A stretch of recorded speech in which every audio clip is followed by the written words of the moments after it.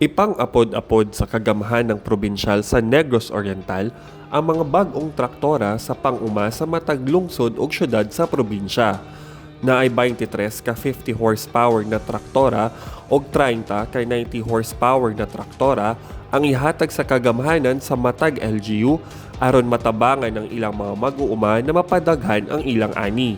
Gipanguluhan nila Governor Manuel Chaco sa Garbaria o Provincial Agriculturist Emmanuel Kaduyak ang blessing sa moong mga ekwipo na gipahigayon at tubangan sa Kapitolyo.